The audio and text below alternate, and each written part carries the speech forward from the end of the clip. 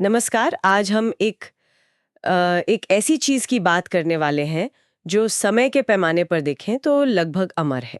एक पर्वत श्रृंखला जो इतनी पुरानी है कि जब ये बनी थी तब धरती पर शायद जीवन के नाम पर सिर्फ बैक्टीरिया थे। लगभग 2 अरब साल पुरानी। हम बात कर रहे हैं अरावली की। हाँ, गुजरात से लेकर दिल्ली तक लगभग 700 किलोमीटर तक फैली हुई एक दीवार। पर ये सिर्फ पत्थर और मिट्टी का ढेर नहीं है, इसका एक बहुत बहुत जरूरी काम है। और वो काम है भारत के एक बहुत बड़े हिस्से को रेगिस्तान बनने से रोकना। बिल्कुल। हजारों सालों से अरावली थार के रेगिस्तान से आने वाली गर्म धूल भरी हवाओं के सामने एक दीवार बनकर खड़ी है। ये मानसून को रास्ता दिखाती है और उत्तर भारत के करोड़ों लोगों के लिए पानी और साफ हवा का एक बहुत बड़ा स्रोत है। लेकिन आज यही प्राचीन दीवार एक बहुत ही अजीब से खतरे में है। और ये खतरा किसी भूकंप या ज्वालामुखी से नहीं है। नहीं, ये खतरा आया है कागज पर लिखी एक नई परिभाषा से। हाल ही में सरकार एक ऐसा नियम लेकर आई है जिससे इस पर्वत श्रृंखला का ज्यादातर हिस्सा कानूनी तौर पर गायब हो सकता है। हाँ, कागज पर। आज हम जिन स्रोतों पर बात कर रहे हैं वे एक विस्तृत वीडियो विश्लेषण पर आधारित हैं जो इस पूरे मुद्दे की परतें खोलता है। हमारा मकसद है ये समझना कि ये नई परिभाषा आखिर है क्या, इसके पीछे कौन से हित काम कर रहे हैं और इसके नतीजे वो कितने भयानक हो सकते हैं। तो चलिए इस पूरे मामले की गहराई में उतरते हैं। तो इस कहानी की शुरुआत होती है मई 2024 में। सुप्रीम कोर्ट ने केंद्र सरकार को एक आदेश दिया हाँ, कि वो अरावली की एक समान यानी कि एक यूनिफॉर्म परिभाषा बनाए। सुनने में तो ये एक अच्छा कदम लगता है ना? मकसद साफ था, अरावली को अवैध खनन से बचाना। बिल्कुल, इरादा तो नेक लग रहा था। लेकिन केंद्रीय पर्यावरण मंत्रालय ने जो परिभाषा बनाई उसने सबको चौंका दिया। वो पहाड़ों को बचाने के बजाय उन्हें खत्म करने का एक कानूनी रास्ता बनाती दिख रही है। अच्छा। इसके दो मुख्य बिंदु हैं। पहला, सिर्फ 100 मीटर से ज्यादा ऊंचे पहाड़ ही अरावली कहलाएंगे। ठीक है। और दूसरा, इसे एक पर्वत श्रृंखला तभी माना जाएगा जब 500 मीटर के दायरे में कम से कम 2 ऐसे पहाड़ हों। यहीं पे मामला दिलचस्प हो जाता है। 100 मीटर की ऊंचाई, ये नापी कहाँ से जा रही है? आमतौर पर तो दुनिया भर में पहाड़ों की ऊंचाई समुद्र तल यानी सी लेवल से नापी जाती है ना? हाँ, और यही वैश्विक मानक है। लेकिन इस परिभाषा में सबसे बड़ा पेंच यही है। सरकार का कहना है कि अरावली के लिए ऊंचाई समुद्र तल से नहीं बल्कि आसपास के मैदानी इलाकों से नापी जाएगी। ओह! अब यहीं पर सारी समस्या छिपी हुई है। अरावली के आसपास के ज्यादातर इलाके जैसे कि राजस्थान और हरियाणा के कुछ हिस्से वो खुद ही समुद्र तल से 100-150 मीटर या उससे भी ज्यादा ऊंचे हैं। एक सेकंड। इसको थोड़ा और समझते हैं। मतलब अगर कोई पहाड़ समुद्र तल से 190 मीटर ऊंचा है, लेकिन वो जिस मैदान पर खड़ा है, वो मैदान खुद ही समुद्र तल से 120 मीटर ऊंचा है। हाँ, तो इस नई परिभाषा के हिसाब से उस पहाड़ की ऊंचाई सिर्फ 70 मीटर मानी जाएगी। बिल्कुल सही पकड़ा आपने। और क्योंकि वो 100 मीटर से कम है, इसलिए उसे कानूनी तौर पर पहाड़ ही नहीं माना जाएगा। क्या? हाँ, वो रातों रात महज एक ऊंचा जमीनी टुकड़ा बनकर रह जाएगा। ये एक तरह की कानूनी जादूगरी है, जहां असलियत में मौजूद एक विशाल भू संरचना को कागज पर गायब कर दिया जाता है। तो इसका जमीन पर असर कितना बड़ा होगा? क्या हमारे पास कोई आंकड़े हैं इसको लेकर? आंकड़े चौंकाने वाले हैं। स्रोत के मुताबिक फॉरेस्ट सर्वे ऑफ इंडिया के डेटा का विश्लेषण बताता है कि इस नई परिभाषा के लागू होने से अकेले राजस्थान में अरावली के 90% से ज्यादा पहाड़ आधिकारिक तौर पर अरावली की श्रेणी से ही बाहर हो जाएंगे। 90%? ये तो मतलब लगभग पूरी श्रृंखला ही हो गई। हाँ, आंकड़ों में देखें तो राजस्थान के कुल 1281 पहाड़ों में से सिर्फ 148 पहाड़ी इस परिभाषा पर खरे उतरेंगे। सिर्फ 148? यानी सिर्फ 8.7%। बाकी के 1133 पहाड़ जो सदियों से अरावली का हिस्सा रहे हैं, जिनके अपने पारिस्थितिकी तंत्र हैं, वो कानूनी संरक्षण के दायरे से बाहर हो जाएंगे। खनन, रियल एस्टेट, किसी भी चीज के लिए उनका रास्ता खुल जाएगा। तो जब 20 नवंबर 2025 को सुप्रीम कोर्ट ने इस परिभाषा को स्वीकार कर लिया, तब तो जाहिर है बहुत बड़ा विरोध हुआ होगा। बहुत जबरदस्त। और सिर्फ एक जगह नहीं, देशव्यापी विरोध हुआ। राजस्थान से लेकर दिल्ली तक हजारों लोग सड़कों पर उतर आए। अच्छा। गुड़गांव, उदयपुर, जयपुर, जोधपुर जैसे शहरों में बड़े पैमाने पर मानव श्रृंखलाएं बनाई गईं, प्रदर्शन हुए। एक नारा जो हर जगह गूंज रहा था वो था, no Aravali no life. Aravali नहीं तो जीवन नहीं। हाँ, और सोशल मीडिया पर #सेव अरावली जैसे हैशटैग कई दिनों तक ट्रेंड करते रहे। ये सिर्फ पर्यावरण कार्यकर्ताओं का विरोध नहीं था, इसमें आम नागरिक, छात्र और स्थानीय समुदाय भी शामिल थे, जो अरावली के महत्व को समझते थे। इस भारी जन दबाव के बाद सरकार ने कुछ तो किया होगा। 24 दिसंबर 2025 को एक प्रेस रिलीज भी आई थी।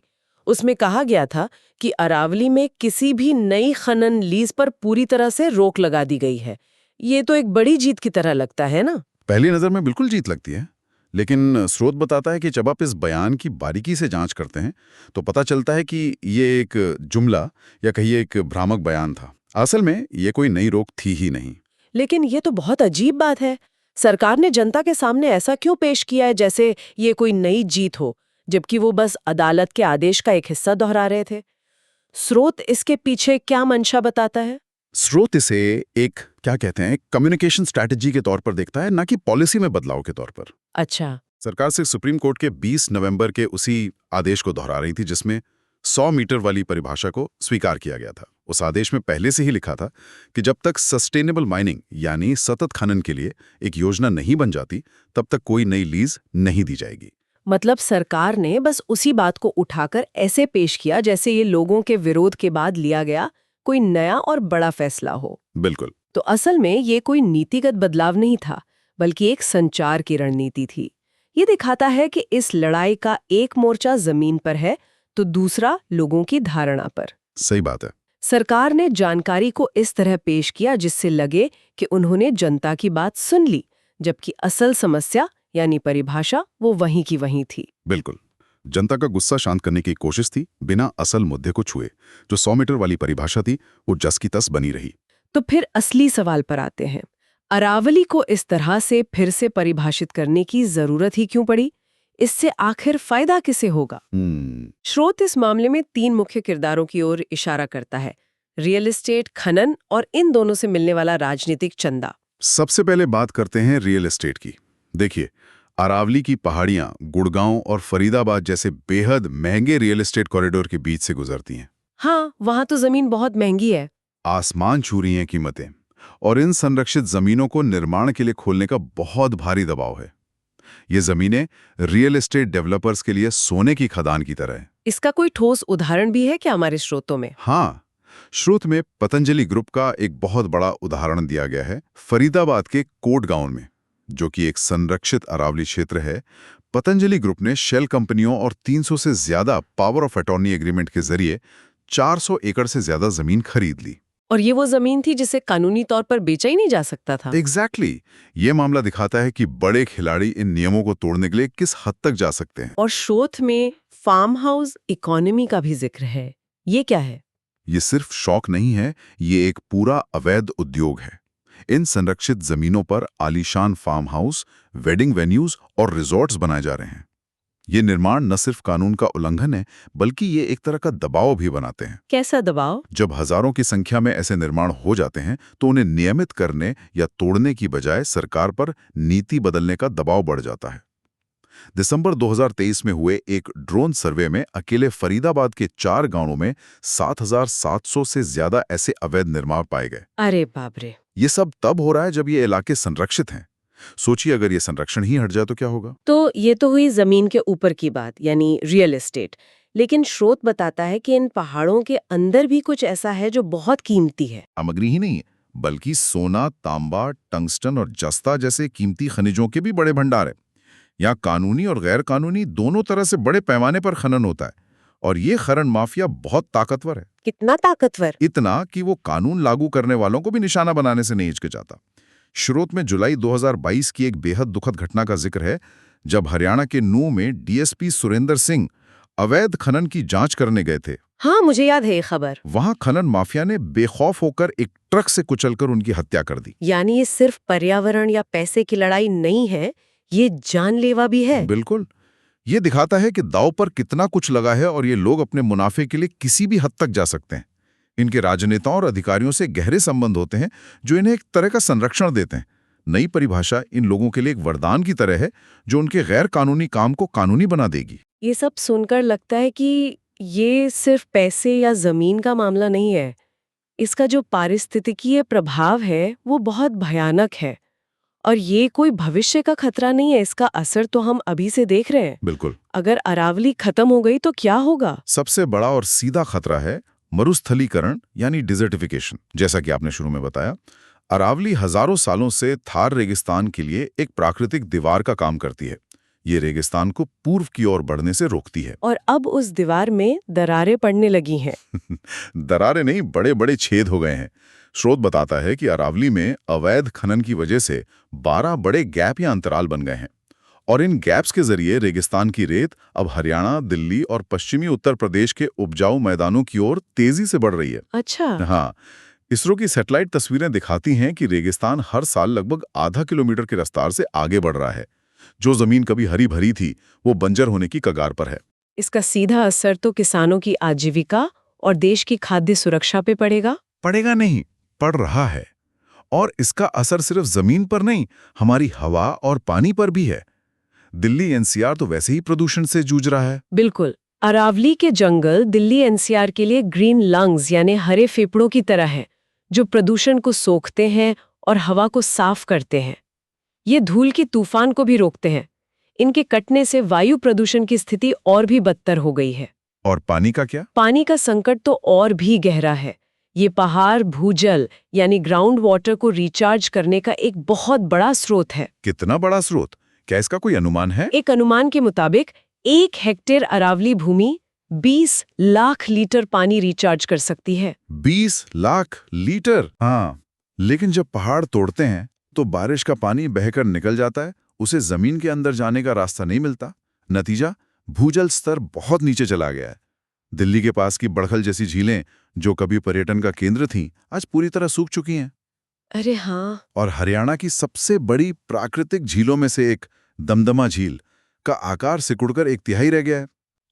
ये एक धीमी मौत है, जिसका असर हर एक नागरिक पर पड़ रहा है। इस पूरे मामले का एक और दिलचस्प पहलू है नैरेटिव, मतलब कहानी को नियंत्रित करने की लड़ाई। ऐसा लगता है कि जमीन पर पहाड़ तोड़े जा रहे हैं और मीडिया में एक अलग ही कहानी गढ़ी जा रही है। बिल्कुल, और स्रोत के अनुसार ये एक संगठित प्रयास है। केंद्रीय पर्यावरण मंत्री भूपेंद्र यादव ने बिना कोई डेटा दिए दावा किया कि नई परिभाषा से 90% अरावली सुरक्षित हो जाएगी। लेकिन ये तो फॉरेस्ट सर्वे ऑफ इंडिया के डेटा के ठीक उल्टा है। वो तो कह रहे हैं कि 90% असुरक्षित हो जाएगी। एग्जैक्टली। ये तथ्यों को सीधे सीधे उलटने जैसा है। लेकिन क्या सरकार की तरफ से इस 100 मीटर के नियम के पक्ष में कोई तर्क दिया गया था? शायद उनका कहना हो कि छोटे-मोटे टीलों को बचाने के चक्कर में विकास रुक रहा है। आधिकारिक तौर पर कोई ठोस वैज्ञानिक तर्क नहीं दिया गया। दलीलें अक्सर विकास के संतुलन जैसी अस्पष्ट बातों के इर्द गिर्द घूमती हैं। लेकिन जैसा कि हमने देखा, जिन्हें छोटे मोटे टीले कहा जा रहा है, वो असल में अरावली का 90% हिस्सा हैं और पूरे पारिस्थितिकी तंत्र का आधार हैं। और ये सिर्फ आधिकारिक बयानों तक सीमित नहीं है। स्रोत का आरोप है कि इस नैरेटिव को फैलाने के लिए दूसरे तरीके भी अपनाए जा रहे हैं। हाँ, और ये आज के डिजिटल युग का एक स्याह पहलू है।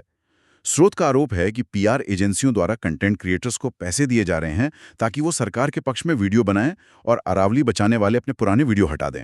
अच्छा। कई क्रिएटर्स ने सार्वजनिक तौर पर ऐसे ईमेल भी दिखाए हैं जहां उन्हें सरकार का पक्ष रखने के लिए हजारों डॉलर ऑफर किए गए। ये दिखाता है कि ये लड़ाई सिर्फ जमीन या कोर्ट में नहीं, बल्कि हमारे और आपके फोन की स्क्रीन पर भी लड़ी जा रही है। ये तो बहुत गंभीर आरोप है।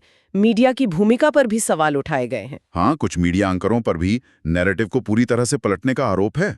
स्रोत में इंडिया टीवी के रजत शर्मा का एक उदाहरण दिया गया है, जिसमें वो ये कहते हुए दिखाई दे रहे हैं कि अरावली की पहाड़ियां दिल्ली में प्रदूषण को फंसा रही हैं, इसलिए यहां प्रदूषण ज्यादा है। 1 मिनट, मतलब जो पहाड़ हमारे ग्रीन लंग्स हैं, जो प्रदूषण रोकते हैं, उन्हीं पर इल्जाम लगाया जा रहा है कि वो प्रदूषण फंसा रहे हैं। ये तो बिल्कुल उल्टी बात हो गई। ये तो विज्ञान को सिर के बल खड़ा करने जैसा है। बिल्कुल, ये एक क्लासिक उदाहरण है कि कैसे एक तथ्य को तोड़ मरोड़कर जनता के सामने पेश किया जा सकता है ताकि विनाशकारी नीतियों को सही ठहराया जा सके। तो अब ताजा स्थिति क्या है? क्या सब कुछ खत्म हो गया है या कोई उम्मीद बाकी है? एक छोटी सी सकारात्मक खबर है। 29 दिसंबर को लगातार हो रहे विरोध प्रदर्शनों और जनता के दबाव के कारण सुप्रीम कोर्ट ने अपने ही 20 नवंबर वाले फैसले पर अस्थायी रोक लगा दी है। इसका क्या मतलब हुआ? क्या 100 मीटर वाली परिभाषा रद्द हो गई है? रद्द नहीं हुई है, लेकिन फिलहाल ठंडे बस्ते में चली गई है। इसका मतलब है कि अब एक नई उच्च शक्ति प्राप्त विशेषज्ञ समिति यानी एक हाई पावर्ड एक्सपर्ट कमेटी बनाई जाएगी। अच्छा। इस कमेटी में भूवैज्ञानिक, पर्यावरणवेद और दूसरे विशेषज्ञ होंगे जो सरकारी रिपोर्ट की समीक्षा करेंगे। जब तक ये कमेटी अपनी रिपोर्ट नहीं दे देती, तब तक 100 मीटर वाली परिभाषा पर कोई कार्रवाई नहीं होगी। तो अब सारा दारोमदार इस नई कमेटी पर है। ये एक मौका है कि विज्ञान और तर्क के आधार पर फैसला हो। बिल्कुल, 100 मीटर वाली परिभाषा का भविष्य अब इसी नई समिति के फैसले पर निर्भर करेगा। इसीलिए जरूरी है कि नागरिक समाज और मीडिया का दबाव बना रहे ताकि ये प्रक्रिया पारदर्शी हो और इसमें सिर्फ वैज्ञानिक तथ्यों को आधार बनाया जाए, न कि व्यावसायिक हितों को। स्रोत इस पूरे मुद्दे को एक बड़े पैटर्न से भी जोड़ता है। यह सिर्फ अरावली की कहानी नहीं है। सही बात है। ये दिखाता है कि कैसे देश भर में पर्यावरण से जुड़ी नीतियों को कॉर्पोरेट हितों के लिए कमजोर किया जा रहा है। इसे राजनीतिक चंदे के उस मॉडल से भी जोड़ा गया है जहां कॉर्पोरेट पार्टियों को चंदा देते हैं और बदले में नीतियां अपने हिसाब से बनवाते हैं। हाँ, और आज की हमारी ये चर्चा कुछ चुनिंदा स्रोतों पर आधारित थी जो इस मुद्दे पर एक बहुत ही स्पष्ट और मजबूत दृष्टिकोण पेश करते हैं। ये विकास और पर्यावरण के बीच संतुलन को लेकर एक बहुत ही महत्वपूर्ण सवाल खड़ा करता है कि क्या हमारा विकास मॉडल इतना नाजुक है कि उसे जिंदा रहने के लिए अपनी ही जीवन रेखा यानी पर्यावरण को काटना पड़े।